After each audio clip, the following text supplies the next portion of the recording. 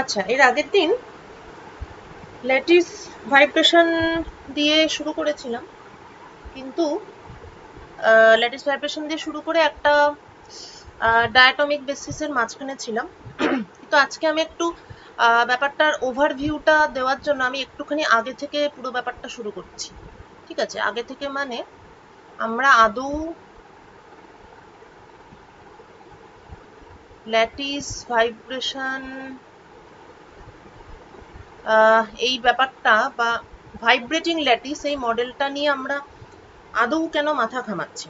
ঠিক আছে, actually ল্যাটিসের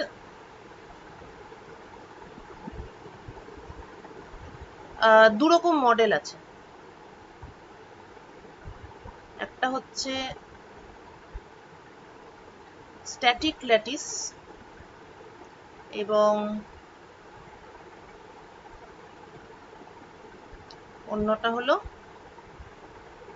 dynamic lattice. তো স্ট্যাটিক ল্যাটিসের ব্যাপারটা কি,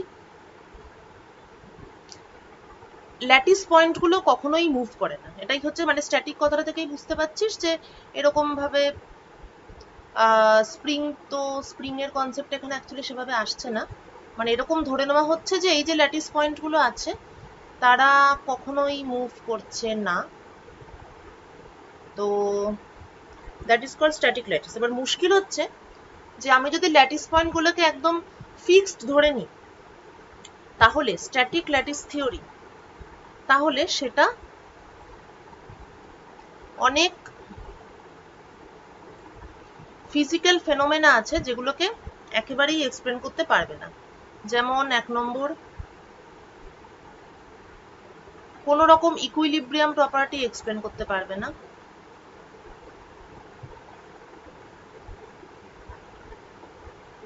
ইকুইলিব্রিয়াম প্রপার্টি মানে ল্যাটিস পয়েন্টগুলো ইকুইলিব্রিয়াম পজিশনে আছে সেটার সঙ্গে রিলেটেড যে প্রপার্টিগুলো, অর্থাৎ স্পেসিফিক হিট বা থার্মাল এক্সপ্যানশন, ল্যাটিস পয়েন্টের ইকুইলিব্রিয়াম পজিশন সংক্রান্ত যে property, specific heat of any solid, thermal expansion.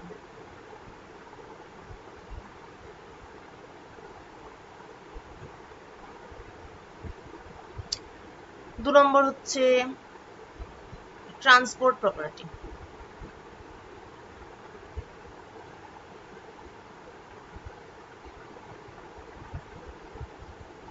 তিন নম্বর ইন্টারাকশন প্রপার্টি, অর্থাৎ একটা ল্যাটিস,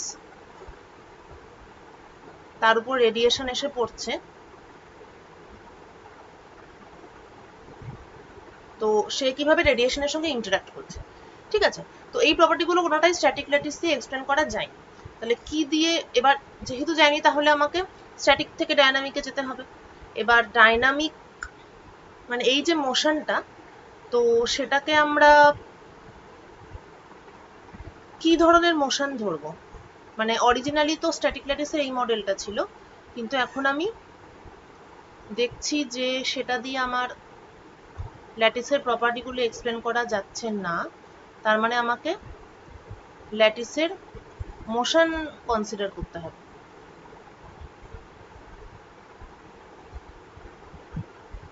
যদি ল্যাটিসের মোশন কনসিডার করতে চাই, তাহলে কি ধরনের মুভমেন্ট আমরা অ্যাজিউম করব। তো first assumption of dynamic lattice, সেটাই ছিল হারমোনিক অ্যাপ্রক্সিমেশন।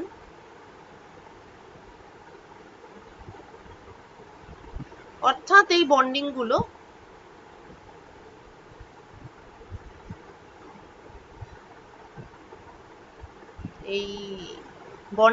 হচ্ছে দে আর like spring.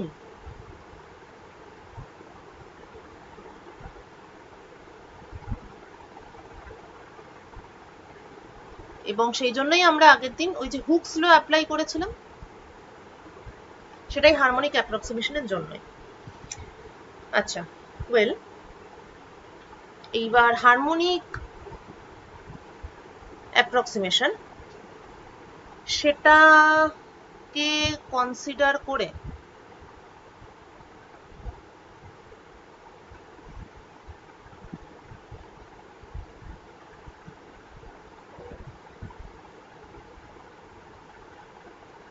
Dynamic lattice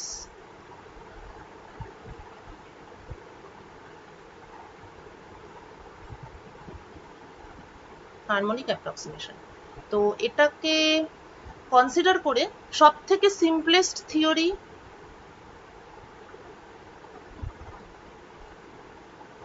of specific hit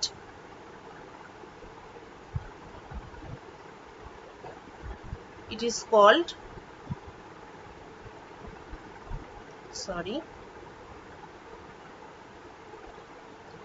called Dulong-Pettit theory.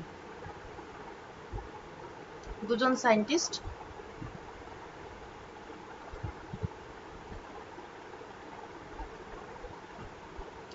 ডুলং-পেটিট theory calculation কিরকম? Very simple. হারমোনিক অসিলেটরের একটা part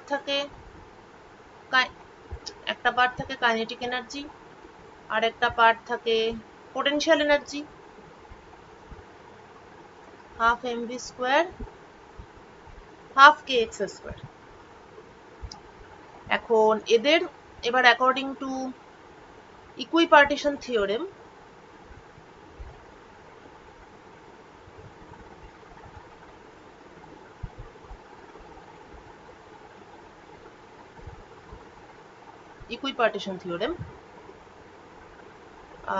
average kinetic energy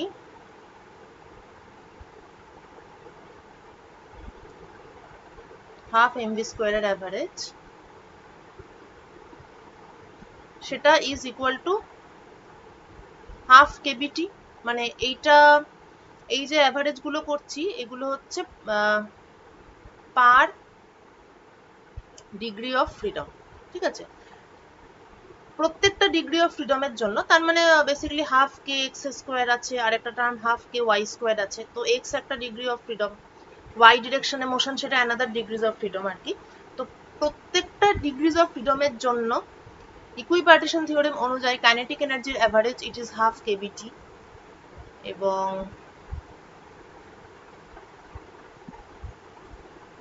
potential এনার্জির অ্যাভারেজ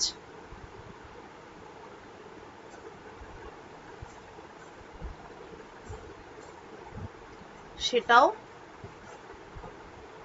হাফ কেবিটি। সো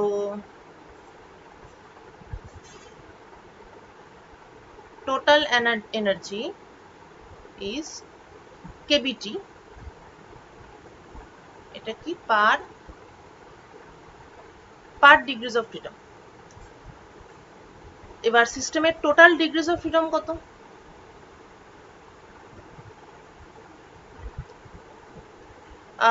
যদি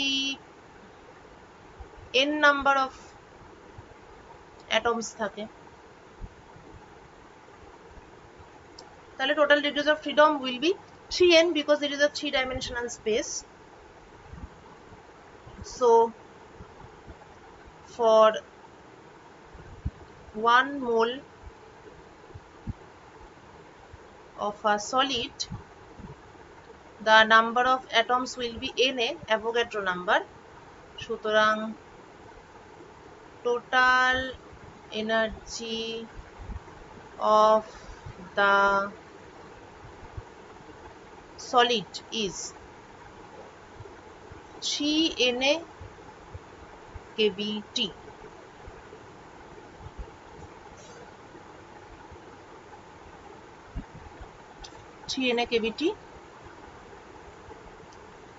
Therefore total energy or internal energy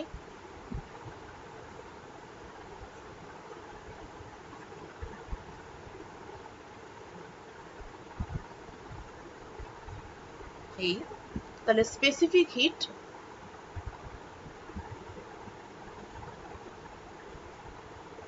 at constant volume, the specific heat of the solid will be just a constant, ঠিক আছে? এনেও একটা constant, কেবি Boltzmann constant. তো specific হিটের কোনো variation নেই, specific hit হচ্ছে independent of temperature, it is a constant, এবং এই ভ্যালুটা Na ইন্টু কেবি মানে হচ্ছে 3r, আর হচ্ছে ইউনিভার্সাল গ্যাস কনস্ট্যান্ট, এবং ক্যালোরি পার মোল কেলভিন এই ইউনিটে আর এর ভ্যালু হচ্ছে 6, মানে আর এর ভ্যালু হচ্ছে 2, আর এর value is 2 calorie per mole kelvin. সুতরাং এটা অ্যাপ্রক্সিমেটলি 2 আর কি। তাহলে ডুলং পেটিটের সূত্র অনুযায়ী পৃথিবীতে যত প্রকারের সলিড আছে সবারই স্পেসিফিক হিট একই, ওদের নেচারের উপরেও ডিপেন্ড করে না এবং টেম্পারেচারের উপরেও ডিপেন্ড করে না, এবং এই ভ্যালুটা হচ্ছে close to 6 calorie per mole kelvin.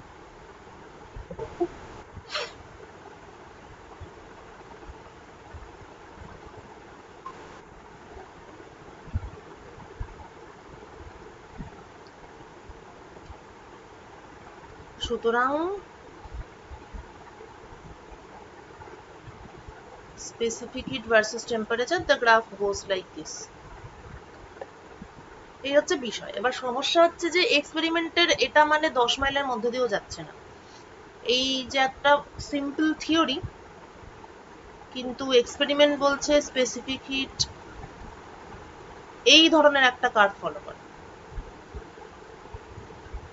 মানে আলটিমেটলি এরকমই হবে, এই 6 গিয়ে থামবে, কিন্তু অ্যাট লো টেম্পারেচার রিজিয়ন, এই জায়গাটা একটু ইয়ে হলো,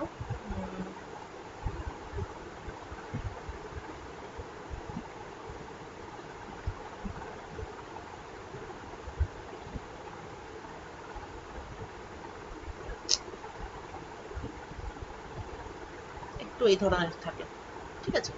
তো লো টেম্পারেচারে দেখা যাচ্ছে যে থিওরির সঙ্গে কোনো প্রকারের মিল নেই, তার মানে এই যে ব্যাপারটা, এই ব্যাপারটার মধ্যে কিছু একটা চেঞ্জ করতে হবে, ঠিক আছে। এরকম সিম্পল কেবিটি দিয়ে চিএন দিয়ে কেবিটিকে গুণ করে দিলে হবে না। এখন ডুলং পেটিটের থিওরিটা আমরা যদি একটু ভালো করে দেখি তাহলে দেখতে পাবো যে এখানে ইন্ডিপেন্ডেন্ট মোশন কনসিডার করা হয়েছে।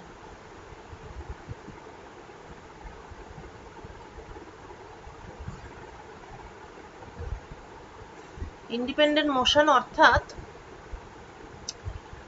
এই যে হারমোনিক অসিলেটর, এই যে এরা আর কি অ্যাটমগুলো কোনোটাই মুভ করছে না, সরি প্রত্যেকটাই মুভ করছে ডায়নামিক ল্যাটিস, এবং তারা হারমোনিক অসিলেটরের মতন মুভ করছে, কিন্তু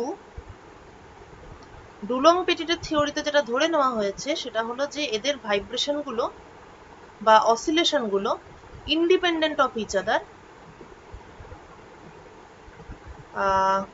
দে আর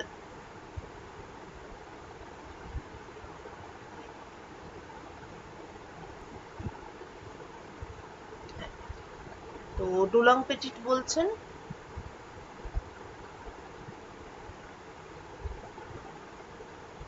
যে এরা হচ্ছে ইন্ডিপেন্ডেন্ট অসিলেটর।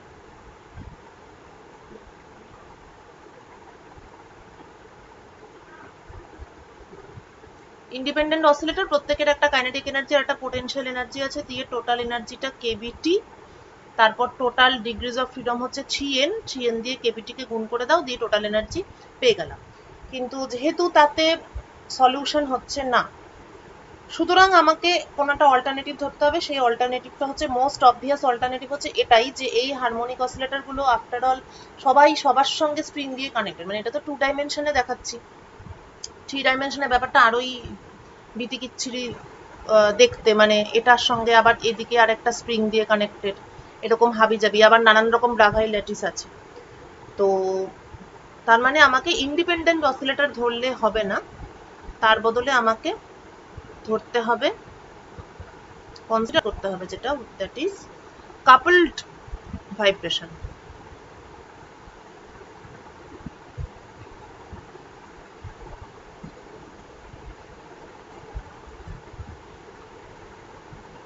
ঠিক আছে, ইন্ডিপেন্ডেন্ট অসিলেশন নয়, কাপলড অসিলেশন। এবার কাপলড অসিলেশন যখনই কাপলডে চলে গেলাম তখনই সেই কাপলড ভাইব্রেশন অ্যানালাইজ করার আবার মানে একটু আর কি চাপেরই আছে। coupled oscillation। একটা খুব সিম্পল এক্সাম্পল দিচ্ছি, মানে এটাই হচ্ছে স্মল অসিলেশন অ্যানালিসিস, ঠিক আছে, যেটা তোদের ওই ডিএসসি পেপারে আছে। তো খুব ডিটেলস বলবো না, কারণ ওটা তখন আবার ডিটেলস বলবো, কিন্তু এখন একটা জাস্ট একটা সিম্পল এক্সাম্পল। ধর দুটো ফিক্সড এন্ড আছে আমার কাছে, এবং দেয়ালের সঙ্গে স্প্রিং দিয়ে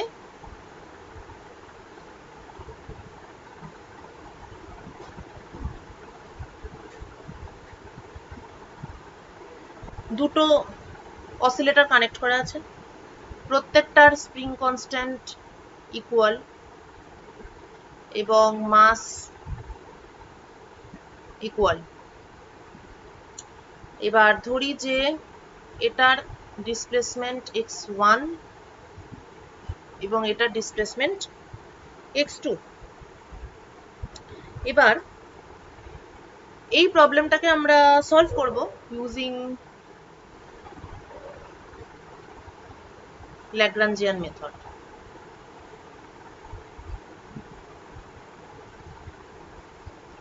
তো kinetic energy of the system is half m x1 dot square plus x2 dot square। মানে এই ধরনের অঙ্কগুলো করলে বোঝা যায় যে ল্যাগ্রাঞ্জ আমাদের কত বড় উপকার করেছে। এটা যদি নিউটনস ল দিয়ে করতে হতো। এনিওয়ে, আচ্ছা, পোটেনশিয়াল এনার্জি ইম্পর্টেন্ট। এখানে মনে রাখতে হবে যে kinetic energy is due to the objects, but potential energy is obviously due to the springs. সুতরাং তিনটে স্প্রিং এর জন্য তিনটে টার্ম হবে।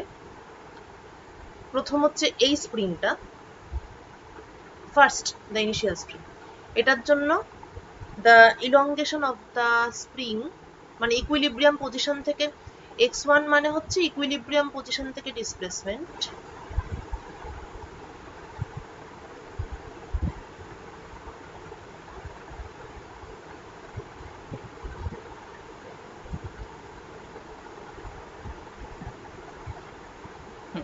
তার মানে ইলংগেশন ফ্রম ইকুইলিব্রিয়াম লেংথ হচ্ছে সেটা x1 প্রথম স্প্রিংটার জন্য, তাহলে এটাই। আর এই যে লাস্ট যে স্প্রিংটা তার জন্য হাফ কে x2 স্কোয়ার। আর মাঝের যে স্প্রিংটা সেটা অবভিয়াসলি তার ইলংগেশন হবে x, যে কোনো একটা দিলেই হয়,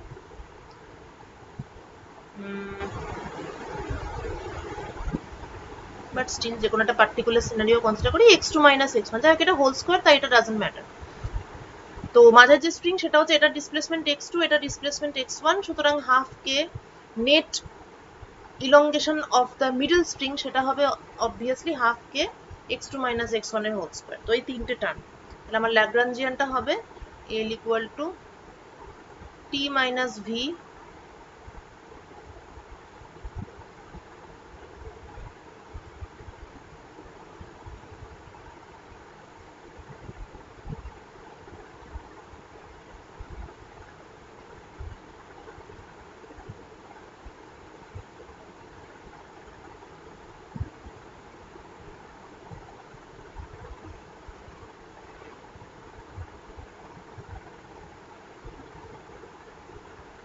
this one, এবং equation of motion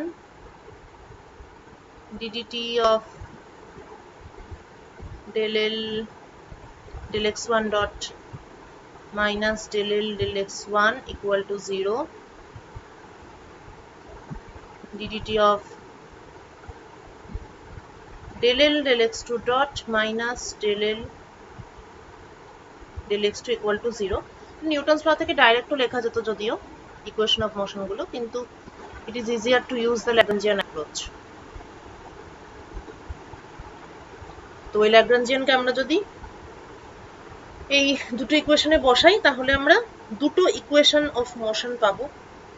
first equation of motion is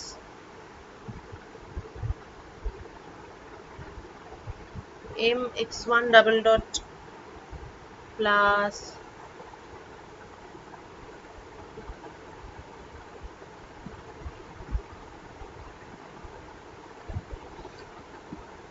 আচ্ছা,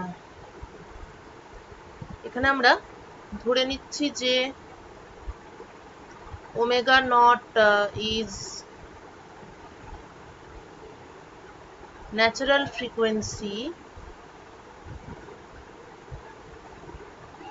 অফ দ্য সিস্টেম, অর্থাৎ omega naught square is K by M of the system. ঠিক হলো না কথাটা,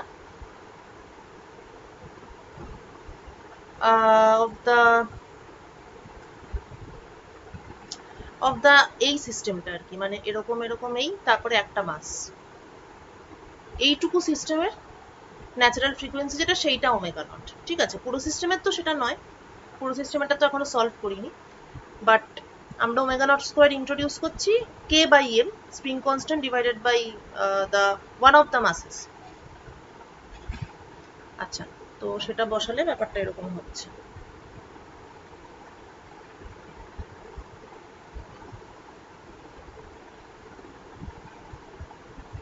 এটা 1 নম্বর। 2 নম্বর হচ্ছে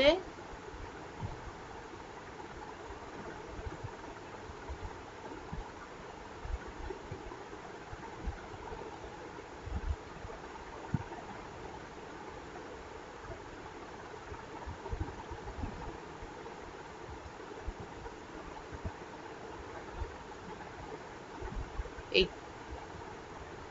ঠিক আছে, যে ল্যাগ্রাঞ্জিয়ানটা পেয়েছিলাম সেটাকে 1 নম্বর আর 2 নম্বরে বসালে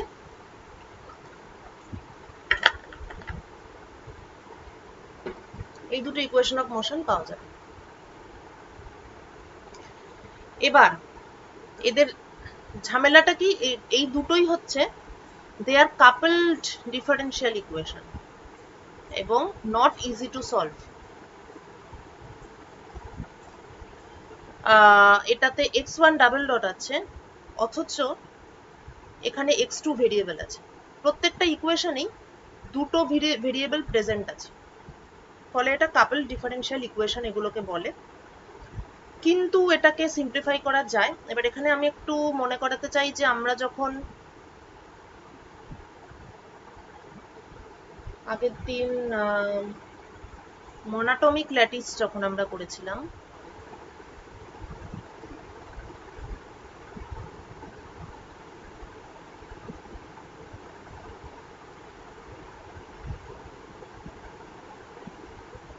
মনোটমিক ল্যাটিস মানে হচ্ছে বেসিক্যালি ব্রাভাই ল্যাটিস,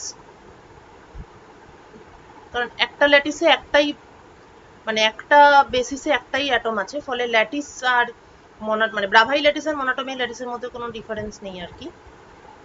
তো সেটা যখন করেছিলাম তখন আমরা যে ডিফারেন্সিয়াল ইকুয়েশন পেয়েছিলাম সেটা ছিল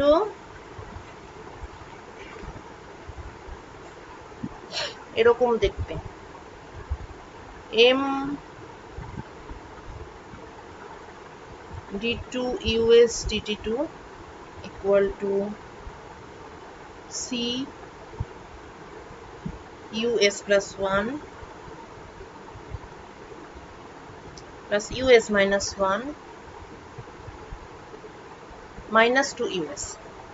ঠিক আছে, তো এটাও কিন্তু কাপলড ডিফারেন্সিয়াল ইকুয়েশন, কেননা লেফট হ্যান্ড সাইডে একটা ভেরিয়েবল, মানে ডিটি টাইম ডিপেন্ডেন্ট যে ডেরিভেটিভটা সেটাতে ইউএস, অথচ এখানে ইউএস প্লাস 1 আছে, ইউএস মাইনাস 1 আছে। তো এই ধরনের differential equation they are not easy to solve. তবে মেথড আছে, সেই method, that technique is called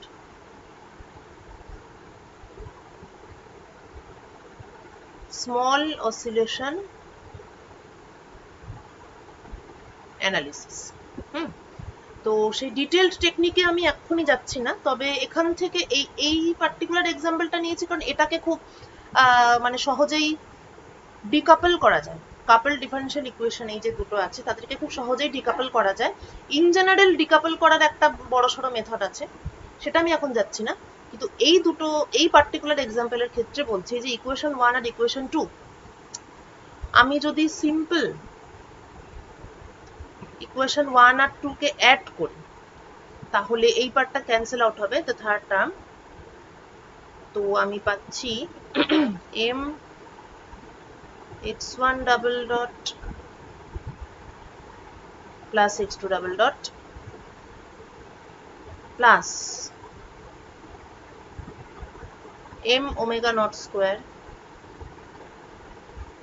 x1 plus x2 0 plus করলে এটা আমি যদি মাইনাস করি 2 থেকে 1 কে যদি আমি মাইনাস করি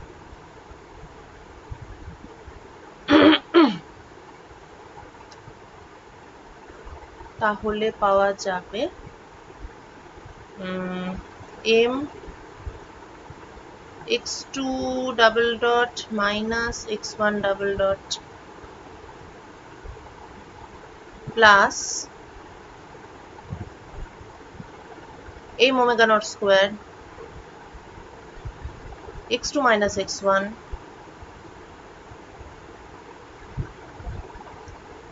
plus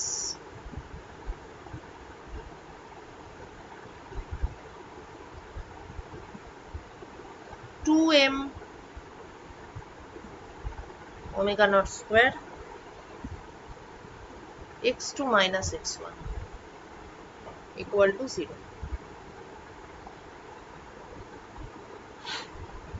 ক্লিয়ার? তার মানে এটা আর এটা তো একই টার্ম, তার মানে বেসিক্যালি এটা হচ্ছে 3m omega naught square x2 minus x1 equal to 0. তো এখানটা ইন্টারেস্টিং ব্যাপার দেখা যাচ্ছে, সেটা হলো আমি যদি x1 plus x2 এটাকে একটা নতুন ভেরিয়েবল বলি y1 আর x2 minus x1 এটাকে যদি নতুন ভেরিয়েবল বলি y2, তাহলে কিন্তু ইকুয়েশনগুলো সুন্দরভাবে ডিকাপলড হয়ে যাচ্ছে, কেননা তখন এটা হয়ে যাচ্ছে, এই ইকুয়েশনটা হয়ে যাচ্ছে m y1 double dot plus m omega naught square y1 equal to 0 এবং এটা হবে m y2 double dot plus 3m omega naught square y2 equal to 0. তাহলে 3 আর 4 এটা কিন্তু মোটেই কাপলড নয়, দে আর নো মোর কাপলড অসিলেটরস, মানে কাপলড ডিফারেনশিয়াল ইকুয়েশন নয় এটা। তো আমরা দুটো ভেরিয়েবল পাচ্ছি y1 আর y2। ভেরিয়েবলগুলো অরিজিনাল সিস্টেমের সঙ্গে কিভাবে রিলেটেড, একটার ক্ষেত্রে একটা ভেরিয়েবল x1 প্লাস x2 আর একটা হচ্ছে x2 minus x1। x1 plus x2 যেটা আছে তার অসিলেশন ফ্রিকোয়েন্সি হচ্ছে omega naught, point to be noted, omega নটটা কি ছিল, k/m ছিল, মানে √k/m ছিল। আর x2 মাইনাস x1 যেটা আছে তার অসিলেশন ফ্রিকোয়েন্সি হচ্ছে ওমেগা নট √3। অর্থাৎ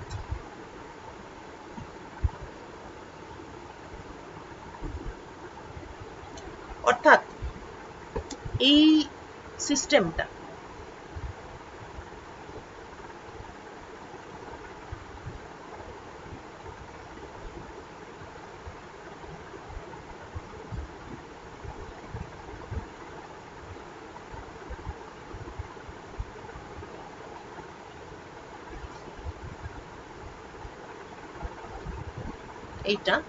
এই সিস্টেমটা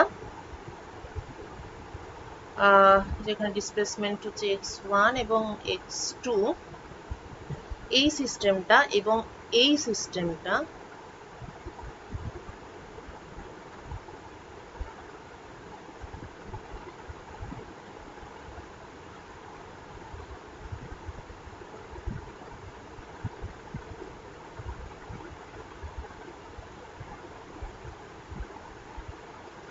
আচ্ছা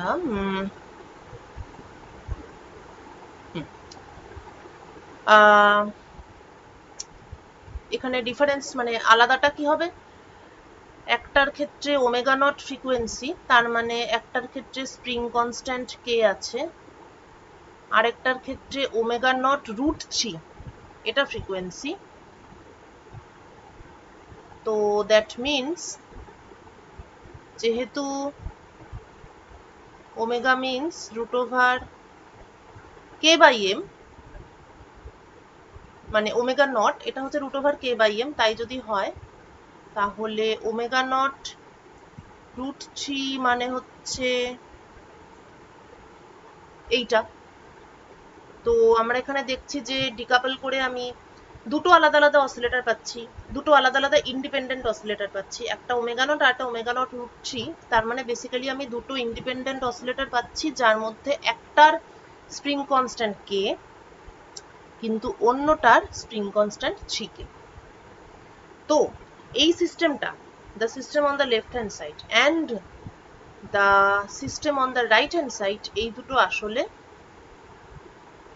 একই, দে আর ইকুইভ্যালেন্ট সিস্টেম। ঠিক আছে, জাস্ট আমরা, কেননা ইকুইভ্যালেন্ট, আমরা শুধুমাত্র যোগ বিয়োগ করেছি আর কিছু করিনি, যোগ বিয়োগ করার ফলে এটা ডিকাপলড হয়েছে। তো the left hand side is coupled, the right hand side is decoupled, but they are equivalent। এই যে ঘটনাটা ঘটলো, মানে এই যে কাজটা আমরা করলাম, এই ব্যাপারটাকে বলে, মানে কাপলড অসিলেটরকে ডিকাপল করা, ডিকাপল করে অ্যানালিসিস করা, এটা কিন্তু ইকুইভ্যালেন্ট। কেননা আমি একটা ম্যাথমেটিক্স করেছি আর কিচ্ছু করিনি, ফিজিক্যালি আমি কিন্তু কোনো চেঞ্জ করিনি। তো এই যে ডিকাপল করলাম, this approach is called normal mode analysis. এখানে নর্মাল মোড কি কি, মানে কোনগুলোকে বলছি নর্মাল মোড? এটা একটা normal mode, this is one normal mode, এবং this is another normal mode. তো নর্মাল মোড তার সঙ্গে করেসপন্ডিং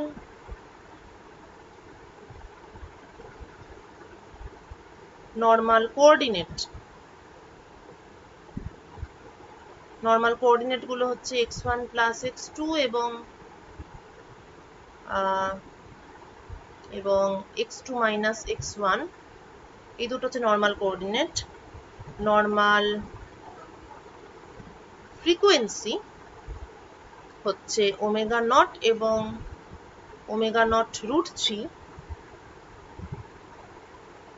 এবং এই যে মুভমেন্টের যে মানে স্টাইল, মানে এই যে মোশনটা, সেই মোশনটাকে অ্যাকচুয়ালি মোড বলে, আর কোঅর্ডিনেট হচ্ছে এটা এবং ফ্রিকোয়েন্সি হচ্ছে এটা। তো এই হচ্ছে ব্যাপার, মানে যে কোনো কাপলড সিস্টেমকে ডিকাপল করলে যেটা সুবিধে সেটা হলো ডিকাপলড সিস্টেমের ম্যাথমেটিক্সটা খুব সহজেই করা যায়। যেমন আমরা ডুলং পেটিটা অ্যাকচুয়ালি করছিলাম, ডুলং পেটিটা আমরা ডিকাপলড মোশন ধরে নিয়ে পাতি কেবিটিকে ছিয়েন দিয়ে গুণ করে দিলাম। তো ডিকাপলড সিস্টেমের ম্যাথমেটিক্যাল অ্যানালিসিসটা অনেক বেশি সিম্পল। তো এই জন্যই যে কোনো কমপ্লিকেটেড কাপলড ভাইব্রেশনের মানে অ্যাপ্রোচ করার প্রথম স্টেপটাই হচ্ছে নর্মাল মোড অ্যানালিসিস করে ওদেরকে ডিকাপল করে নেওয়া। তারপর তুমি সেটা কাইনেটিক এনার্জি বার করো, পোটেনশিয়াল এনার্জি বার করো, বা অন্য কোনো কিছু স্টাডি করলাম, তো সেটা হচ্ছে তার পরবর্তী স্টেপ। আচ্ছা, এইবার কথা হলো যে এই নর্মাল মোড অ্যানালিসিস ব্যাপারটা আমাদের ল্যাটিসের ক্ষেত্রে আমরা কিভাবে অ্যাপ্লাই করতে পারি। তো একটু আগেই বলছিলাম যে আমাদের তো এখন ওই করতে হবে, ডুলং পেটিটের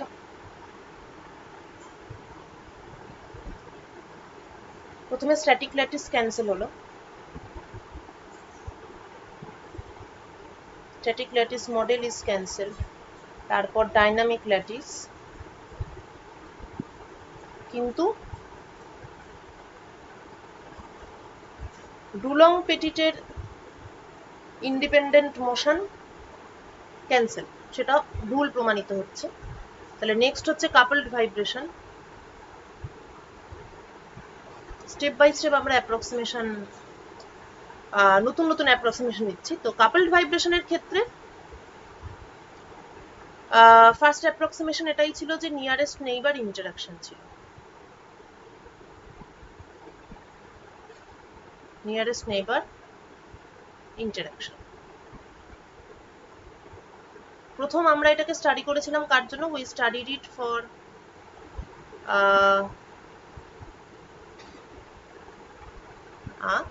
ব্রাভাই ল্যাটিস। ঠিক আছে, এবং সেখানে আমরা Bravais lattice with monatomic basis, সেখানে আমরা এইরকম একটা ইকুয়েশন পেয়েছিলাম, যেহেতু নিয়ারেস্ট নেবার ধরা হচ্ছে m d2 us dt2 equal to c us plus 1 plus us minus 1 minus 2us। তো এটা একটা কাপলড ডিফারেন্সিয়াল ইকুয়েশন। কিন্তু তারপর আমরা এটাকে ডিকাপল করেছিলাম। কিভাবে ডিকাপল করেছিলাম সেটা কি বুঝতে পেরেছিস? আমরা একটা রিলেশন ইউজ করেছিলাম, us plus minus 1 is equal to us exponential plus minus I k a, this one। এবং এই জিনিসটা এখানে us plus 1 এবং us minus 1 কে আমরা অ্যাকচুয়ালি us এর টার্মে এক্সপ্রেস করছি, অর্থাৎ এটাকে যখনই আমি এখানে পুট করে দেব তখন দ্য ডিফারেন্সিয়াল ইকুয়েশন মানে পুট করেই দিই। এটাই আমরা করেছিলাম আগের দিন, m d2 us dt2 is equal to c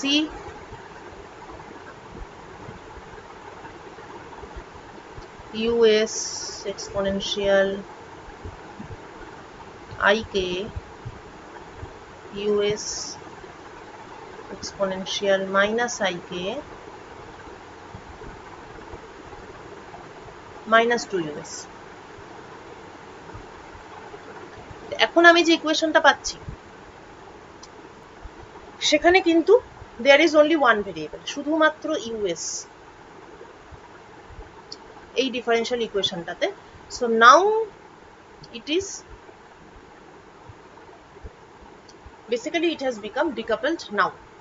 তাহলে এই যে ল্যাটিস পিরিয়ডিসিটি ঢুকিয়ে যে জিনিসটা আমি করলাম, এখানে অ্যাকচুয়ালি আমি একটা কাপলড ইকুয়েশনকে ডিকাপলড করলাম।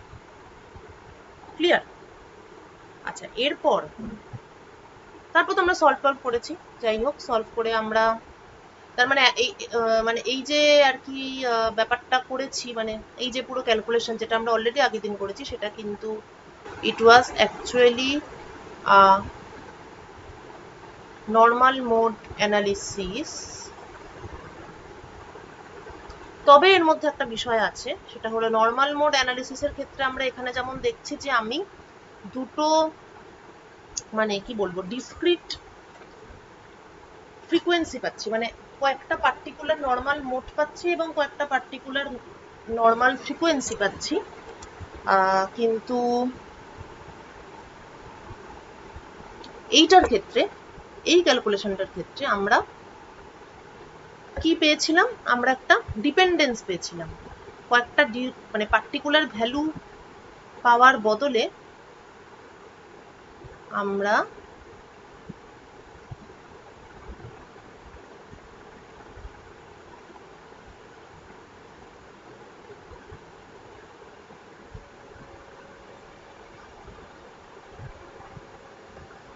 একটা ওমেগা ভার্সেস কে রিলেশন পেয়েছিলাম।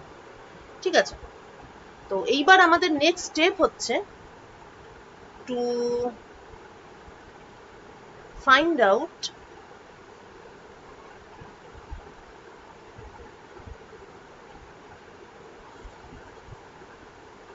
the normal frequency। তার মানে একটা set of omega, omega 1, omega 2, omega 3, এই সেট, একটা সেট পাওয়ার কথা।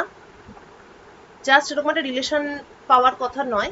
নর্মাল মোড অ্যানালিসিস মানে হচ্ছে আমাকে এই রিলেশনের উপর বেস করে, অবশ্যই রিলেশনটা তো হোল্ড করতেই হবে, কিন্তু এরকম একটা কন্টিনিউয়াস ব্যাপার পাওয়ার কথা নয়।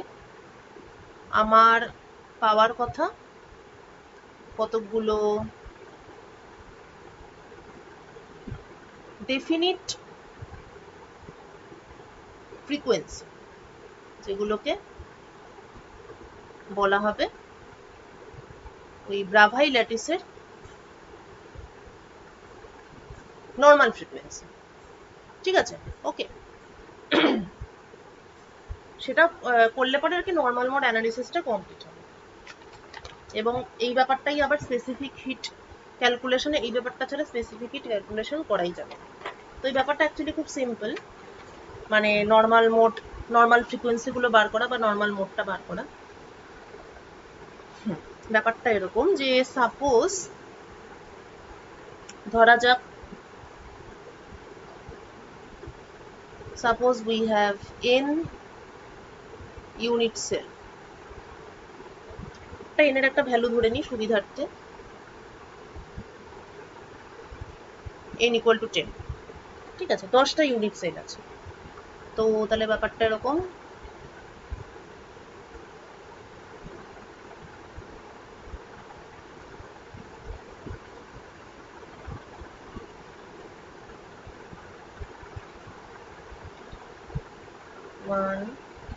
আচ্ছা 1 2 3 4 5 6 7 8 9 ও 10, সেই 10টা গাছ থাকলে 9টা গ্যাপ থাকে।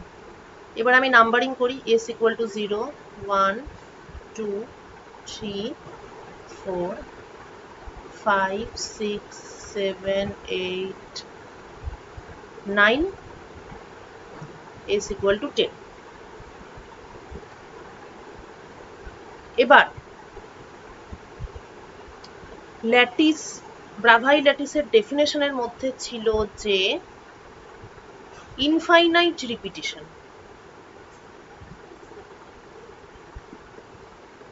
নিশ্চয়ই মনে পড়ছে এটা, ইনফাইনাইট রিপিটিশন বলে একটা ব্যাপার ছিল। এখন কথাটা হচ্ছে যে ফাইনাইট নাম্বার অফ ইউনিট সেলকে নিয়ে আমি যদি ইনফাইনাইট নাম্বার অফ রিপিটিশনের ক্ষেত্রে প্রয়োগ করতে চাই, মানে বেসিক্যালি ব্রাভাই ল্যাটিসের ডেফিনেশন হচ্ছে ওটা একটা ইনফাইনাইট অ্যারে অফ পয়েন্টস, ঠিক আছে। তো ফাইনাইট অ্যারে নিয়ে আমি যদি কাজ করতে চাই, অথচ আমি ইনফাইনাইট ল্যাটিসের এফেক্টটা এখানে ইন্ট্রোডিউস করতে চাইছি, তাহলে আমাকে যেটা করতে হবে সেটা হলো একটা এমন একটা বাউন্ডারি কন্ডিশন অ্যাপ্লাই করতে হবে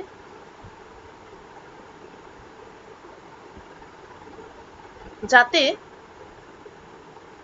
মানে ফাইনাইট ল্যাটিস কিন্তু তার ফিজিক্যাল এফেক্টটা ইনফাইনাইট ল্যাটিসের মতো হয়, মানে আ ফাইনাইট ল্যাটিস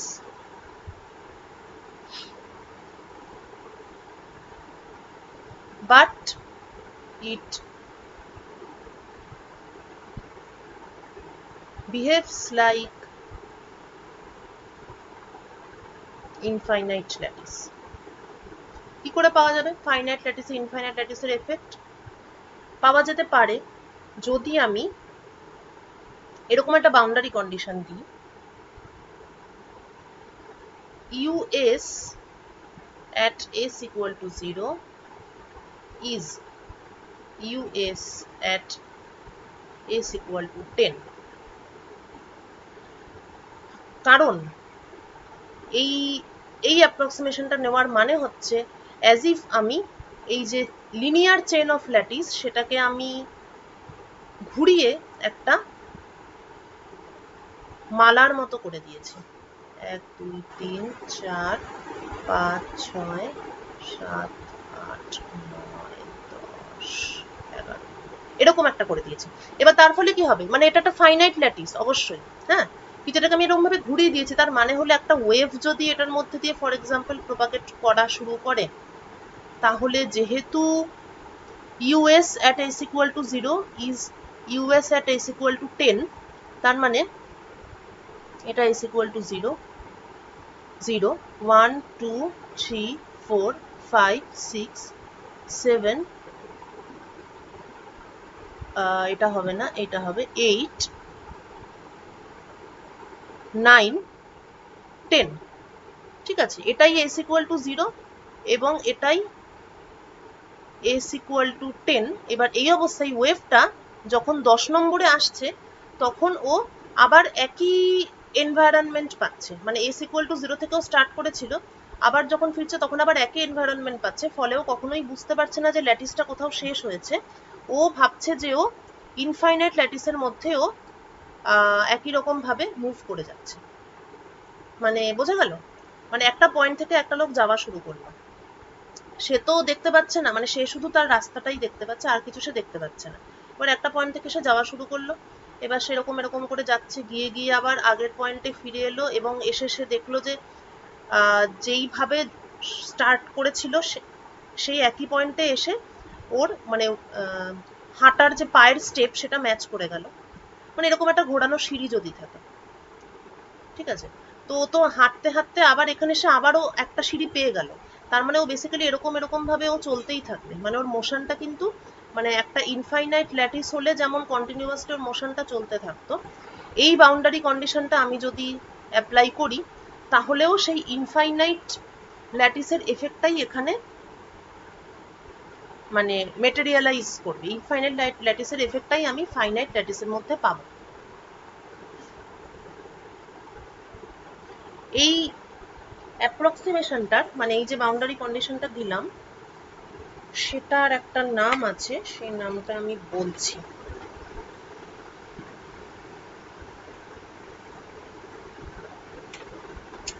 যেন একটা বড় সড়ো নাম আছে, বর্ন ভন কারম্যান,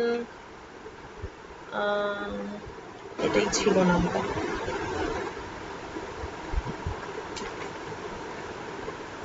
আচ্ছা, যাই হোক, নামটা আমার এই মুহূর্তে এক্স্যাক্ট মনে পড়ছে না। ওই Born von Karman most probably.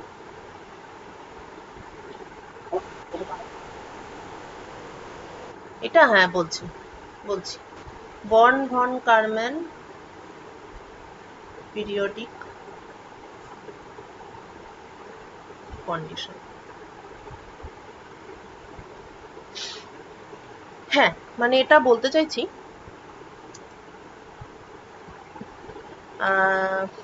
হ্যাঁ, ব্যাপারটা এরকম যে আমাদের ব্রাভাই ল্যাটিসের ডেফিনেশনে ছিল যে একটা ল্যাটিস ইনফিনিটি অবধি আছে, ইনফাইনাইট ল্যাটিস।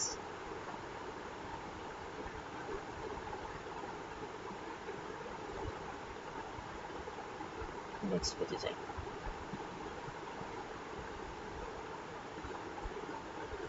ইনফাইনাইট ল্যাটিস, এটা হচ্ছে একটা আইডিয়াল সিচুয়েশন।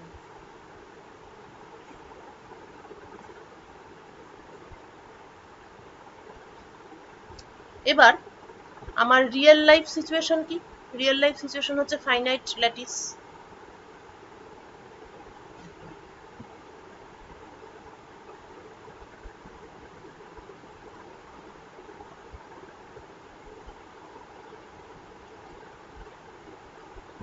এই তো ফাইনাইট ল্যাটিস তার মানে এরকম একটা কিছু, এই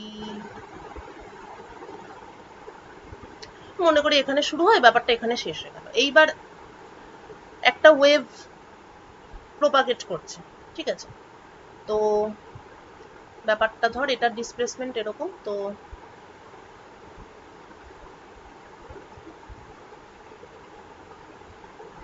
এই হলো। তো বক্তব্যটা হচ্ছে এটাই, এটাকে অ্যাকচুয়ালি অনেক রকম ভাবে ব্যাখ্যা করা যায়, তবে এর মধ্যে বর্ন ভন কারম্যানের আইডিয়াটা বেশ ভালো আর কি। তো ওনার বক্তব্যটা হচ্ছে যে এই যে আইডিয়াল সিচুয়েশন হচ্ছে ইনফাইনাইট ল্যাটিস, যেটা মানে দেখ, এবার তুই বলতে পারিস যে আমি ফাইনাইট ল্যাটিস ধরেই তো আমার ক্যালকুলেশন গুলো করতে পারি, কিন্তু মুশকিল হচ্ছে ফাইনাইট ল্যাটিস ধরে ক্যালকুলেশন করলে মানে অনেক রকম ম্যাথমেটিক্যাল সমস্যা হতে পারে, যেটা ইনফাইনাইট মানে অ্যাকচুয়ালি ফাইনাইট ল্যাটিস ধরে যদি তুই কোনো রকম ক্যালকুলেশন করিস, সেটা ট্রান্সপোর্ট প্রপার্টি হোক, সেটা ওই যা যা প্রপার্টিগুলো প্রথমেই বললাম যে এইগুলো আমাকে তো এক্সপ্লেন করতেই হবে। কোথায় গেল, এই যে ল্যাটিসের এই প্রপার্টিগুলো হচ্ছে experimentally observed property, equilibrium property, transport property, interaction property. তো ল্যাটিসের এই প্রপার্টিগুলো আমাকে সামহাউ এক্সপ্লেন করতে হবে। তো এই প্রপার্টিগুলো এক্সপ্লেন করার সময় আমি যদি ইনফাইনাইট ল্যাটিস ধরে আমার ক্যালকুলেশনগুলো করি, তাহলে সেগুলো খুব সিম্পল ভাবে মানে তুলনামূলকভাবে সেগুলো অনেক সহজে হয়। কারণ ফাইনাইট ল্যাটিস ধরে তোকে যদি কোনো ক্যালকুলেশন করতে হয়, তাহলে তোকে সবসময় একটা সারফেস এফেক্ট এক্সট্রা করে তার মধ্যে ঢোকাতে হবে। ফাইনাইট ল্যাটিস যদি করতে হয়, তাহলে তোকে যেটা করতে হবে সেটা হলো ইনফাইনাইট ল্যাটিসের প্রপার্টি প্লাস একটা কোথাও ল্যাটিসটা শেষ হয়ে যাচ্ছে, তাই একটা তার জন্য একটা এক্সট্রা এফেক্ট, এইটা মিলে হলো ফাইনাইট ল্যাটিস। এইটা হচ্ছে আমাদের সমস্যা। এবার এই সমস্যাটার একটা খুব সিম্পল সলিউশন হচ্ছে, যদি এই যে ফাইনাইট ল্যাটিস এটাকে আমি একটা মুড়িয়ে একটা চেনের মতো করে দিই, এরকম। অর্থাৎ একটা ওয়েভ যদি প্রপাগেট করে তাহলে সে তার যে রাস্তাটা সেটা কখনোই শেষ হবে না, সে কন্টিনিউয়াসলি মুভ করতে থাকবে। অর্থাৎ একটা লিনিয়ার চেনকে আমি যদি সার্কুলার চেনে কনভার্ট করি, তাহলেই একটা মানে ফাইনাইট রাস্তা সেটাই ইনফাইনাইট রাস্তায় পরিণত হবে। ওয়ে মানে রাস্তা বোঝাতে চাইছি। একটা ফাইনাইট পাথ সেটা একটা ইনফাইনাইট পাথে পরিণত হবে। মানে এটা খুবই সুন্দর ডিটেলের মতো, যে একটা স্কেল আছে, স্কেল বরাবর একটা পিঁপড়ে হাঁটছে, তো ওই স্কেলটাকে পিঁপড়েটার জন্য কিভাবে ইনফাইনাইট করা যায়। পিঁপড়েটা এখান থেকে রাস্তা যাত্রা শুরু করলো, এখানে এসে তো থেমে যাবে, কিন্তু স্কেলটাকে আমি যদি বাকি একটা গোল করে দিই তাহলে কিন্তু পিঁপড়েটার কাছে এই রাস্তাটা ইনফাইনাইট হয়ে যাবে, কেননা ওর মানে কেননা সার্কেলের কোনো এন্ড নেই। ঠিক আছে, ও সবসময়ই সামনে এগিয়ে যাওয়ার মতো একটা রাস্তা দেখতে পাবে। তো মানে এটা একটা ম্যাথমেটিক্যাল একটা ট্রিক, যেটা ইউজ করে আমরা মানে আমরা আমাদের রেজাল্টগুলো সবই ইনফাইনাইট ল্যাটিসের রেজাল্ট অ্যাপ্লাই করব, কিন্তু সেটা ফাইনাইট ল্যাটিসের ক্ষেত্রেও হোল্ড করবে, কেননা আমরা লিনিয়ার চেনকে সার্কুলার চেনে কনভার্ট করে ফাইনাইটকে ইনফাইনাইট করে নিয়েছি। মানে বোঝা গেল, ইনফাইনাইট ল্যাটিস হচ্ছে ইজি টু হ্যান্ডেল, কিন্তু বাস্তব সিচুয়েশন হচ্ছে সব ল্যাটিসই ফাইনাইট।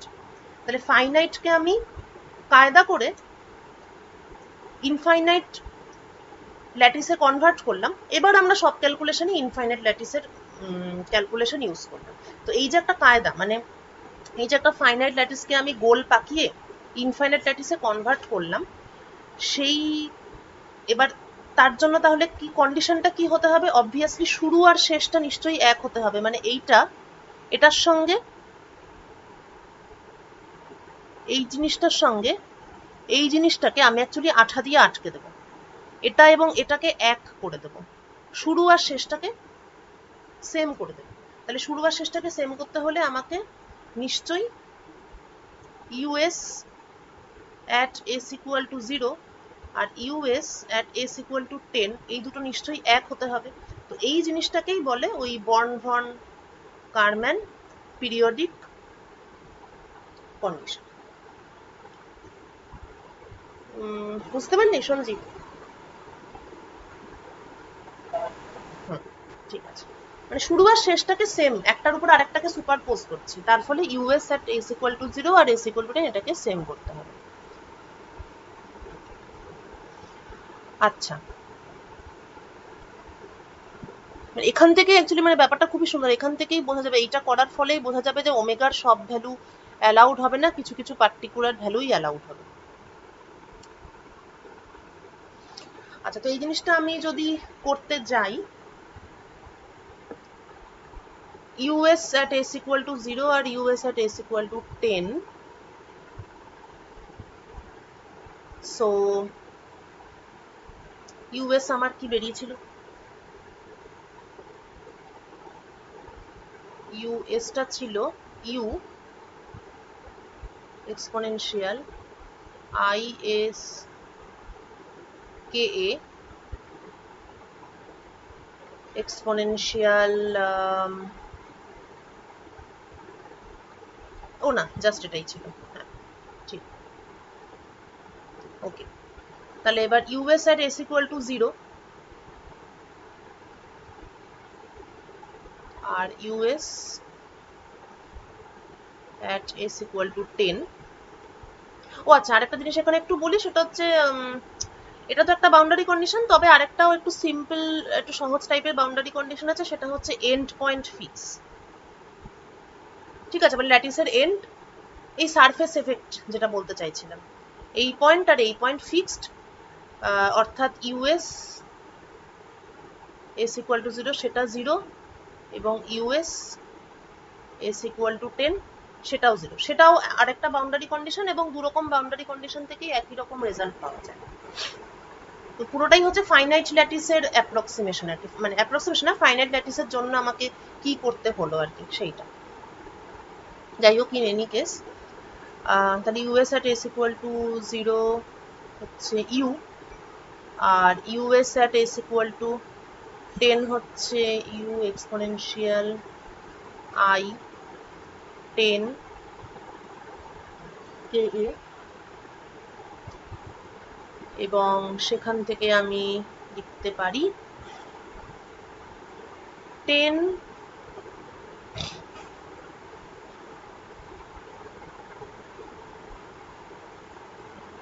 কে এ, এইটা হচ্ছে equal to plus minus 2 pi N. Even number থাকলেই এটা হচ্ছে 1 হবে। অর্থাৎ এখান থেকে বোঝা গেল যে সমস্ত কেটা কি ছিল, ওয়েভ ভেক্টর।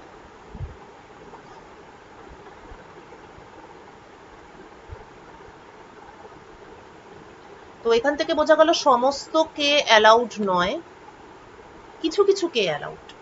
সেই অ্যালাউড ভ্যালু অফ কে হচ্ছে 2 pi by 10a, 2 pi by 10a plus minus n, এবং 10a কি, 10a হচ্ছে 10টা ইউনিট সেল, এতগুলো ইউনিট সেল ছিল, তাহলে 10 এটা হচ্ছে actually length of the lattice.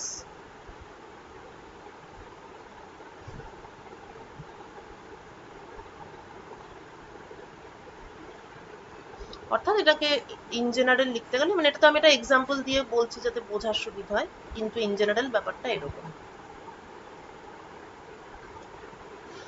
মানে কত সিম্পল একটা ফিজিক্যাল আন্ডারস্ট্যান্ডিং থেকে কত বিশাল একটা জিনিস জানা গেল, যে সমস্ত ওয়েভ ভেক্টর কিন্তু অ্যালাউড নয়। এই যে এটাই আমি এখানে বলার চেষ্টা করছিলাম, যে omega is definitely a function of K, এবং যেহেতু কে ইজ ডিসক্রিট, সমস্ত কে অ্যালাউড নয়। কেন সমস্ত কে অ্যালাউড না? Because lattice is finite. যদি ল্যাটিস ইনফাইনাইট হতো তাহলে কিন্তু এই সমস্যাটা হতো না, ঠিক আছে? যেহেতু ল্যাটিস ফাইনাইট তাই কেটা ডিসক্রিট, যেহেতু কে ডিসক্রিট তাই মানে অটোমেটিক্যালি ওমেগা কেটাও ডিসক্রিট, এবং কিছু কিছু নির্দিষ্ট ওমেগা কে পাওয়া যাবে, সেগুলোই হচ্ছে এক একটা normal mode. Different omega K gives you different normal mode। এবার আমরা একটু দেখি যে একটা বিলুয়াজনের মধ্যে, মানে এই যে মাইনাস পাই বাই এ থেকে প্লাস পাই বাই এ পর্যন্ত যে একটা বিলুয়া জোন। আচ্ছা, এটা আমি আগের দিন জিজ্ঞেস করতে ভুলে গেলাম, যে এই ব্রিলুয়া জোনের মানে কি বলবো, রেঞ্জটা কিভাবে পেলাম সেটা তোদের ক্লিয়ার হয়েছে তো? মানে আমার original definition of unit cell in reciprocal space হচ্ছে ai dot bj equal to 2 pi delta ij। তাহলে এক্ষেত্রে আমার মানে v1টা হবে 2 পাই বাই a, তারপরে যা ডিরেকশন আর কি, আই ক্যাপ, মানে এটা যদি এরকম হয় এ আই ক্যাপ, তাহলে b1টা এটা হবে 2 পাই বাই a।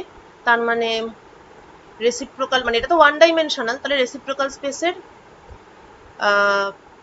মানে কোনো একটা পয়েন্টের ওয়ান ডাইমেনশনাল, তার মানে ডান দিক আর বাদিকে এই দুটো দিকই আছে। তাহলে ডান দিকে এটা হচ্ছে একটা কমপ্লিট জি, আর বাদিকে মাইনাস 2 পাই বাই এ এটা হচ্ছে একটা কমপ্লিট জি। তারপর সেটার হাফ করলাম আর হাফ করলাম, তার ফলে প্লাস পাই বাই এ থেকে মাইনাস পাই বাই এ পেলাম, যেটা হচ্ছে আমার ফার্স্ট ব্রিলুয়াজন। ঠিক আছে, ব্রিলুয়া জোনের যেটা ডেফিনেশন ছিল। আচ্ছা হ্যাঁ, তারপর কি যেন বললাম, হ্যাঁ তো এখন আমার নেক্সট কাজটা হচ্ছে, যেহেতু আমরা আগের দিনই দেখেছি যে শুধুমাত্র ফার্স্ট ব্রিলুয়া জোনটাই আমার দরকার, কেননা এরপরের ব্রিলুয়া জোনগুলো তো রিপিট হচ্ছে, বেসিক্যালি একই ওমেগা বারবার রিপিট হচ্ছে, তাই শুধু ফার্স্ট ব্রিলুয়া জোনটাই আমার দরকার। তাহলে আমরা আমাদের নেক্সট টার্গেট হলো to find out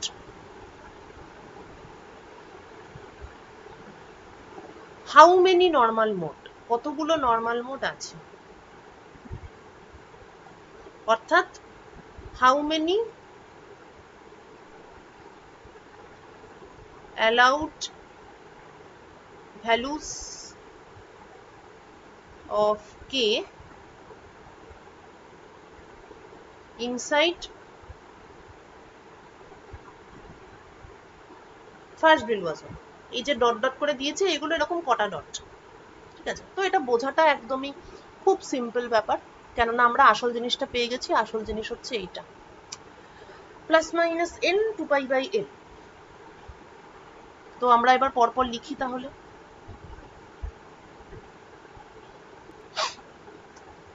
to pi by 10, প্রথমটা অবশ্যই ইন্টু 0, 0, ঠিক আছে, এটা কে এর একটা ভ্যালু। এরপর নেক্সট হচ্ছে প্লাস মাইনাস 1, তার মানে প্লাস মাইনাস 10a, সরি, হ্যাঁ plus minus 2 pi by 10a। এরপর প্লাস মাইনাস 2 দিয়ে গুণ করব, প্লাস মাইনাস 2 পাই বাই, আচ্ছা নিচেরটা কাটাকুটি না করে উপরে গুণ হিসাবেই লিখছি, plus minus 4 pi by 10a। 3 দিয়ে গুণ করছি, plus minus 6 pi by 10a।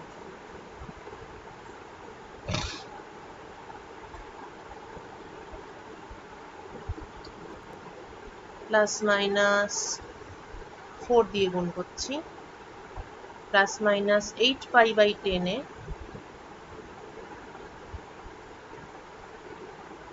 Plus minus 5 দিয়ে গুণ করছি, plus minus 10 pi by 10a। ব্যাস কমপ্লিট, কেননা 10 পাই বাই 10a অর্থাৎ plus minus pi by A, অর্থাৎ আমরা ব্রিলুয়া জোনের বাউন্ডারিতে পৌঁছে গেছি। Now we have reached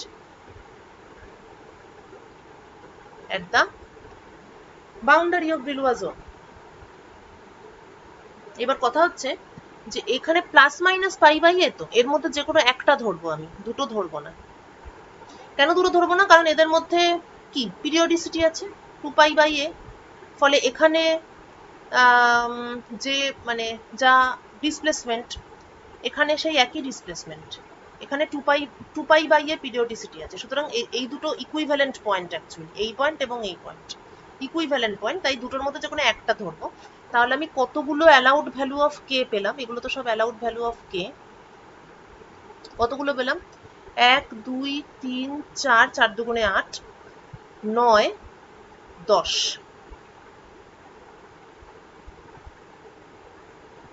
ten allowed value of কে, অর্থাৎ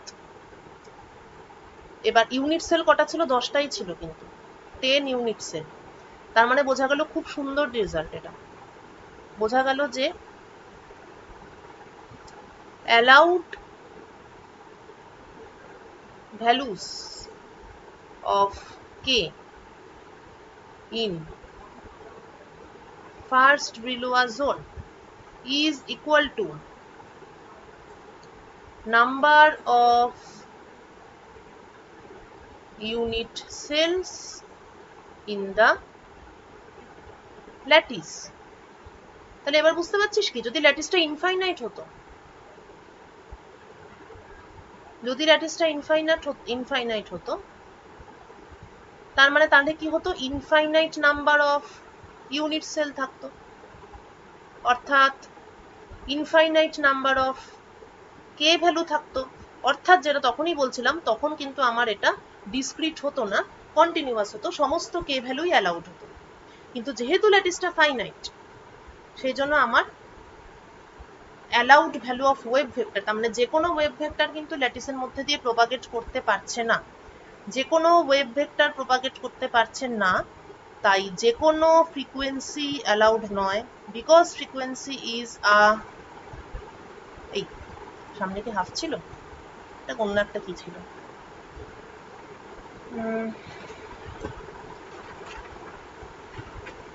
ভুলে গেলাম।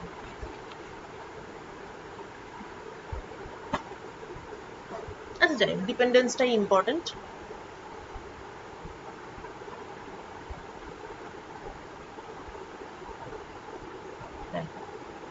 যেহেতু ফ্রিকোয়েন্সি ডিপেন্ডস অন কে, তাহলে সব কে অ্যালাউড নয়, তাহলে অ্যালাউড ভ্যালু অফ, মানে দেয়ার আর এন অ্যালাউড ভ্যালু অফ কে, তাহলে দেয়ার আর এন নর্মাল মোডস এবং এন নর্মাল ফ্রিকোয়েন্সি ইত্যাদি।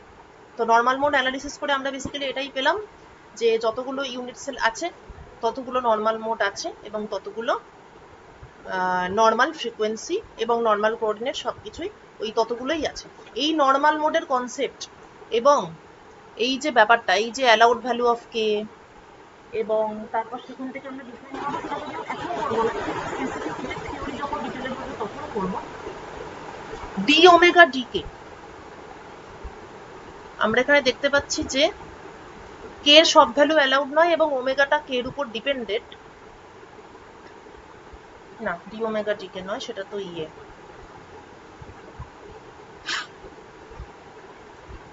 সেটা তো গ্রুপ ভেলোসিটি। আমি বলতে চাইছি যে এই যে ডিফারেন্ট মোড অফ অসিলেশন, সেগুলো তো নর্মাল মোড বলছি, তো number of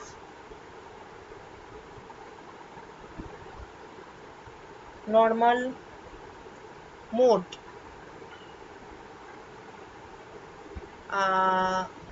per unit frequency range, অর্থাৎ ওমেগা থেকে ওমেগা প্লাস ডি ওমেগা, এইটুকু ফ্রিকোয়েন্সির মধ্যে কতগুলো নর্মাল মোড আছে, how many normal modes are present, সেই জিনিসটাকে বলে ডেন্সিটি অফ স্টেটস। ঠিক আছে, মানে ব্যাপারটা বোঝা যাচ্ছে, নর্মাল মোড মানে এক একটা মোড অফ অসিলেশন, তাদের হচ্ছে ফ্রিকোয়েন্সি আছে, সেটা কে এর উপর ডিপেন্ড করে। এখন এক ফ্রিকোয়েন্সি রেঞ্জ ওমেগা থেকে ওমেগা প্লাস ডি ওমেগা, ওইটুকু রেঞ্জের মধ্যে কতগুলো নর্মাল মোড আছে, সেই জিনিসটা যদি ডি ওমেগা হয়, তাহলে এই জিনিসটাকে বলে ডেন্সিটি অফ স্টেট। তো এই ডেন্সিটি অফ স্টেটস, এই কনসেপ্টটা স্পেসিফিক হিট বের করার জন্য প্রথম ফার্স্ট ইনফরমেশন যেটা আমার দরকার, সেটা হচ্ছে ডেন্সিটি অফ স্টেটস। তার কারণ একটা মানে এখন আমরা, আমাদের তো নেক্সট টার্গেটটা কি, ল্যাটিস এনার্জি ক্যালকুলেট করা। কারণ প্রথমে আমরা ডুলং পেটিটের সময় খুব সরল মানুষের মতো হচ্ছে টি এনে দিয়ে কেভিটিকে গুণ করে দিয়েছিলাম, কিন্তু পরে আমরা বুঝলাম যে এরা তো ইন্ডিপেন্ডেন্ট নয়, এরা বেসিক্যালি ডিপেন্ডেন্ট।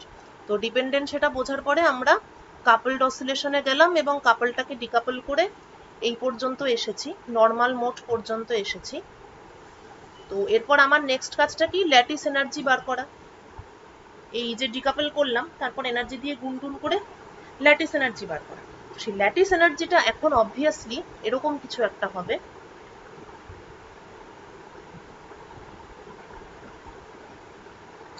কিরকম হবে, প্রথমত ওমেগা ফ্রিকোয়েন্সিতে যে অসিলেট হচ্ছে তার এনার্জি হচ্ছে এইচ কাট ওমেগা। এটা তো একদম সেই ফান্ডামেন্টাল থিওরি, ফোটনের সময়ও পড়েছিলাম, কোয়ান্টাইজড। এবং আগেই বলেছি যে এখন আমরা মানে ফোটন যেমন ইলেকট্রোম্যাগনেটিক ওয়েভের কোয়ান্টাম, ফোনন হচ্ছে সেরকম ইলাস্টিক ওয়েভের কোয়ান্টাম ফোনন। তো যে ওমেগা ফ্রিকোয়েন্সি নিয়ে যে অসিলেট করছে তার এনার্জি হচ্ছে এইচ কাট ওমেগা। আচ্ছা, এবার আমাকে দেখতে হবে যে এইচ কাট ওমেগা এই এনার্জি নিয়ে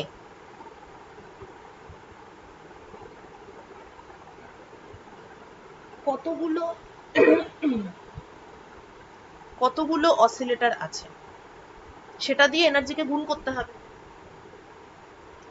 তারপর আমাকে দেখতে হবে যে এই ফ্রিকোয়েন্সির আন্ডারে how many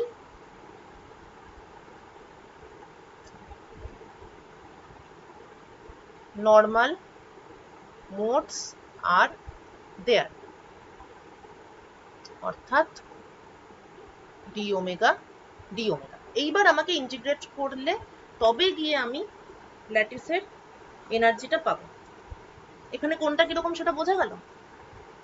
H cut omega হচ্ছে energy of a single oscillator, একটা অসিলেটর, তার এনার্জি হচ্ছে এইচ কাট ওমেগা। এবার আমাকে জানতে হবে যে কতগুলো অসিলেটর এখানে প্রেজেন্ট আছে। তার জন্য প্রথমে আমাকে জানতে হবে যে কতগুলো নর্মাল মোড প্রেজেন্ট আছে। সেই কতগুলো নর্মাল মোড প্রেজেন্ট সেটা হচ্ছে এইটা। আর মাঝের যে এই টার্মটা, এটা হচ্ছে একটা প্রবাবিলিস্টিক টার্ম, কেননা এরকম কতগুলো স্টেট আছে, কিন্তু স্টেট থাকলেই যে সমস্ত স্টেটে একটা করে অসিলেটর, এনার্জি স্টেটে একটা করে অসিলেটর বা দুটো করে অসিলেটর থাকবে সেটার কিন্তু কোনো মানে নেই। আগের দিন বলছিলাম যে এখানে একটা স্ট্যাটিস্টিক্যাল ক্যালকুলেশনের ব্যাপার থাকে। আমি এখন আমার মতন ম্যাথমেটিক্স করে আমি বলতেই পারি যে আমার এতগুলো অসিলেটর আছে, তাদের ফ্রিকোয়েন্সি এত, তার এনার্জি এত, এবং পসিবল নাম্বার অফ, এটা কিন্তু পুরোটাই ম্যাথমেটিক্যালি ক্যালকুলেট করে আমি বলছি যে কতগুলো নর্মাল মোড আছে বা কোন ফ্রিকোয়েন্সিতে কতগুলো অসিলেটর থাকা উচিত। কিন্তু বাস্তবে কোন এনার্জি স্টেটে একটা অসিলেটর থাকার প্রবাবিলিটি কত, মানে এই জিনিসটা কিন্তু 1 নয়, ঠিক আছে? মানে একটা স্টেট অ্যাভেলেবেল আছে মানেই সেখানে যে অসিলেটরগুলো ঝাঁপিয়ে এসে মানে সেই এনার্জিতে যে অসিলেটর অ্যাভেলেবেল হবেই সেটা কিন্তু ঠিক নয়। এই প্রবাবিলিটিটা 1 নয়। যদি 1 হতো তাহলে আমরা জাস্ট এনার্জিকে নাম্বার অফ অসিলেটিং মোড দিয়ে গুণ করলেই আমরা ইন্টিগ্রেট করে ফেলতে পারতাম। কিন্তু এখানে একটা প্রবাবিলিস্টিক ব্যাপার আছে। একটা অসিলেটর স্টেট আছে মানেই অ্যাটমগুলো যে বাস্তবে সেই স্টেটে গিয়ে অসিলেট করবে সেটা কিন্তু হয় না, একটা প্রবাবিলিটি থাকে। সেই প্রবাবিলিস্টিক টার্মটাই হচ্ছে এটা। এটা একটা স্ট্যাটিস্টিক্যাল ব্যাপার আর কি। মানে একটা ক্রিস্টাল আমি নিয়েছি, সেটাকে অসিলেট করাচ্ছি, তার মানে এই নয় যে সে সমস্ত অসিলেটর স্টেটে গিয়ে অসিলেট করতে বাধ্য। একটা প্রবাবিলিস্টিক টার্ম থাকে, এটা হচ্ছে সেই প্রবাবিলিটি, সেটা দিয়ে গুণ করে এইবার আমি পুরোটাকে ফ্রিকোয়েন্সি, অল পসিবল ফ্রিকোয়েন্সি নেব নাকি আমি কি নেব, যাই হোক ইন্টিগ্রেশন লিমিটটা আবার একটা অন্য গল্প। তো আলটিমেটলি স্পেসিফিকেট করতে গেলে আমাকে এই জায়গাটায় যেতে হবে। ডুলং পেটিট দিয়ে তো আর কাজ হলো না, তো আলটিমেটলি আমাকে এই জায়গাটায় যেতে হবে, ঠিক আছে? তো this is the entire story of specific hit. এটা বললাম এই জন্য কারণ হঠাৎ করে ল্যাটিসের ভাইব্রেশন কেন আমি দেখতে যাচ্ছি সেটা প্রথমে লোকজনরা ঠিক বুঝতে পারে না। মানে আমরা যখন পড়েছিলাম তখন আমরাও ঠিক বুঝতাম না যে হঠাৎ করে ল্যাটিসকে নিয়ে আমি এত কাপাকাপি করতে যাবোই বা কেন। তো এটা পুরোটাই করছি কারণ আমরা স্পেসিফিক হিটটা বার করতে চাইছি এবং ডুলং পেটিট দিয়ে স্পেসিফিক হিট বার করা যায়। আচ্ছা, নেক্সট যেটা আমি বলবো, এটা আজকে না বললেও যাই হোক পরের দিন, সেটা হচ্ছে ওকে রাইট, সেটা হলো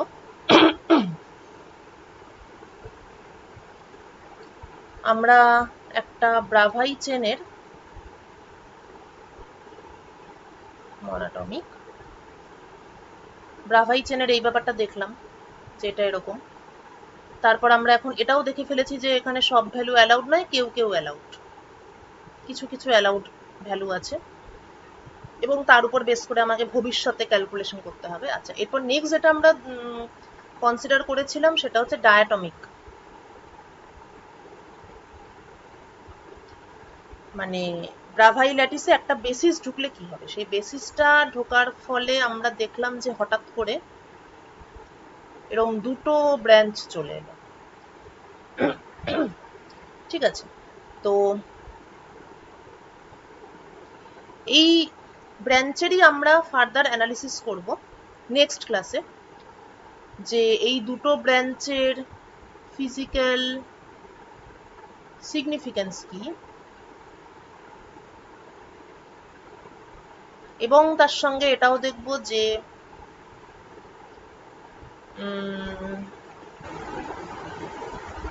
এই যে n allowed values of k, ঠিক আছে, তো নেক্সট দিন আমাদেরকে দেখতে হবে যে ফিজিক্যাল সিগনিফিকেন্সটা কি, এবং এই যে ফ্রিকোয়েন্সি সেটা কে ছাড়াও অন্য কোনো কিছুর উপর ডিপেন্ড করে কিনা, এবং exact number of frequency in different branches. মানে অ্যাকচুয়ালি এই জিনিসটা তো একদম বেসিক একটা থিওরি, মানে এনটা ইউনিট সেল থাকলে এনটা অ্যালাউড ভ্যালু অফ কে থাকবে, কিন্তু এখানে আমরা অলরেডি দেখতে পাচ্ছি যে কে এর মধ্যেই আবার কত রকম ব্যাপার হয়ে গেছে। মানে এখানে তো জাস্ট এরকম একটা কার্ভ ছিল এবং 1 2 3 4 করে এখানে এনটা অ্যালাউড ভ্যালু অফ কে ছিল, কিন্তু এখানে আমরা অলরেডি কি দেখতে পাচ্ছি এই কার্ভের সঙ্গে আরেকটা কার্ভ এসে যুক্ত হয়েছে। তাহলে এখন এই অ্যালাউড ভ্যালু অফ, মানে এখন এই নর্মাল ফ্রিকোয়েন্সিগুলোর সংখ্যাটা কত হবে, কোন ব্রাঞ্চে, এটা একটা ব্রাঞ্চ এটা আর একটা ব্রাঞ্চ, তো কোন ব্রাঞ্চে কটা ফ্রিকোয়েন্সি থাকবে, এবং ফ্রিকোয়েন্সিটা শুধু কে এর উপরেই ডিপেন্ড করে না, এটা অ্যাকচুয়ালি পোলারাইজেশনের উপরেও ডিপেন্ড করে। পোলারাইজেশন মানে আমি বলতে চাইছি ট্রান্সভার্স এবং লঙ্গিচুডিনাল। ভাইব্রেশন তো দু রকমের হয়, একটা হচ্ছে এদিকে, মানে একটা হচ্ছে এরকম ভাইব্রেশন এবং আরেকটা হচ্ছে এরকম ভাইব্রেশন, তো সেটা হচ্ছে বেসিক্যালি ইট ইজ পোলারাইজেশন। তাহলে ফ্রিকোয়েন্সিটা কে এর উপরেও যেমন ডিপেন্ড করে, পোলারাইজেশনের উপরেও ডিপেন্ড করে।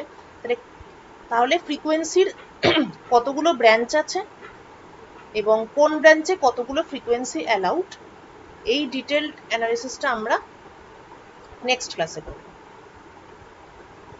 ওকে, এবং তারপরে ক্লাসে আমরা এইগুলোকে ইউজ করে স্পেসিফিক ইট বার করব।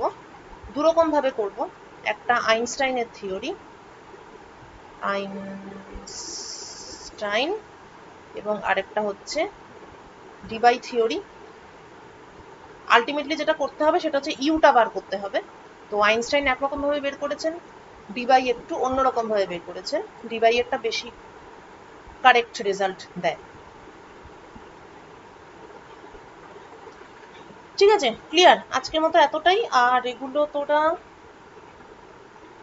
আচ্ছা, নর্মাল মোড অ্যানালিসিস যদি কোনো বই থেকে এখনই পড়তে চাস তাহলে গোল্ডস্টাইন থেকে পড়তে পারিস, মানে ক্লাসিক্যাল মেকানিক্সের যে কোনো বইতেই এটা থাকে।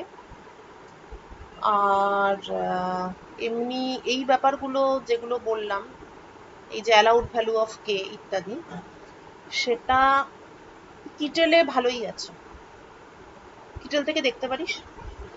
আর যদি আরেকটু ইচ্ছা হয় তাহলে একটু অ্যাশক্রফট মার্মিনটা একটু উল্টে দেখতে পারিস। অ্যাকচুয়ালি অ্যাশক্রফট মার্মিনটা রেফারেন্স হিসাবে ভীষণ ভালো, এমনি ডাইরেক্ট করলে কঠিন লাগে অরিজিনাল টেক্সট বুক করলে, কিন্তু মানে অ্যাশক্রফট মার্মিনের গল্পটা অনেক বেশি কমপ্লিট আর কি, মানে কোনটা কেন করছি সেই মাথা আর মুন্ডুটা বোঝা যায় অ্যাশক্রফট মার্মিনটা দেখলে। তো আমার সাজেশন হচ্ছে, যদি অ্যাশক্রফট মার্মিন কঠিনই লাগবে, আমাদেরও লাগতো, সাজেশনটা হচ্ছে এটাই যে যেই বই থেকেই পড়িস না কেন সলিস্টেড, অবশ্যই কিটেল এবং অ্যাশক্রফট মার্মিন এই দুটো একবার চোখে দেখে রাখাটা খুব জরুরি, কারণ তাহলে কনসেপ্টটা বিল্ড আপ হবে। ঠিক আছে, এবং তোরা যেই ধরনের, যেহেতু তোরা কম্পিটিটিভ এক্সামের কথা ভাবছিস সিরিয়াসলি, ফলে কনসেপ্ট বিল্ড আপ করাটা কিন্তু খুবই জরুরি, রিসার্চে যাওয়ার জন্যও সেটা জরুরি। তো এই বইগুলো যদি কঠিন লাগে, মেন টেক্সট বুক না করলেও এগুলো অবশ্যই একবার টপিকগুলো দেখে নিবি, যে এই টপিকগুলো সম্পর্কে বইগুলোতে কিরকম কি বলেছে টলেছে। ঠিক আছে, তাহলে শেষ করছি আজকেরটা।